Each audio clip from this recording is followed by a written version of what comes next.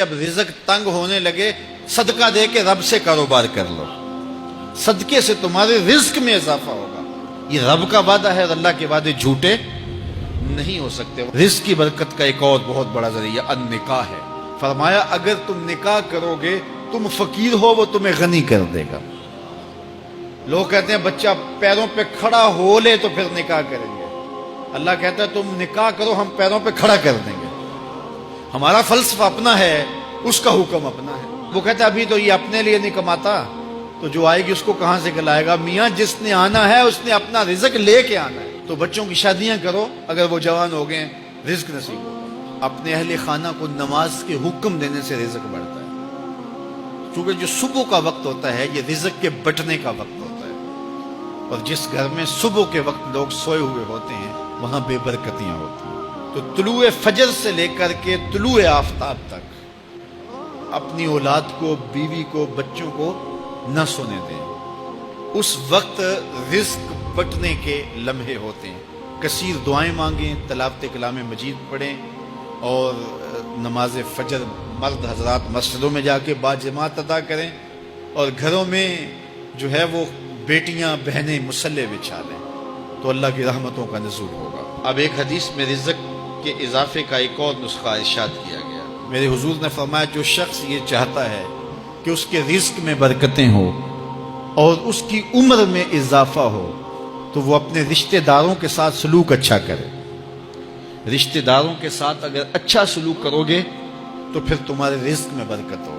غریب ہیں تو ان کی مدد کرو، ان کی بیٹیوں کی شادیاں اپنے ذمے لے لو اگر اللہ نے آپ کو وسعت دی ہے، ان کی پریشانیاں بانٹ لو، ان کا قرضہ ہے تو اتارنے کی کوشش کرو، ان کو مشکلات سے نکالنے کی کوشش کرو۔ تم ان کو مشکلات سے نکالو گے، اللہ تمہیں مشکلوں سے نکالے گا۔ تمہارے رزق میں بھی برکتیں ہوگی اور تمہارے مال میں بھی برکتیں ہوں۔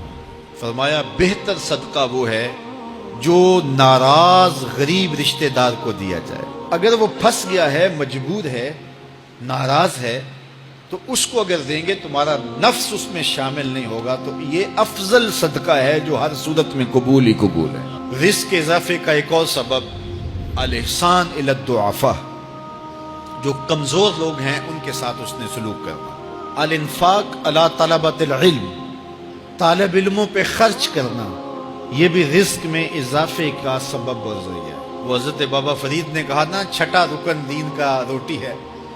گھر میں کچھ نہ ہو تو پھر نہ نماز اور نہ ہی دیگر امور کی لذت آتی ہے، تو یہ رزق فراواں اور وسیع اور مبارک نصیب کر دے اللہ۔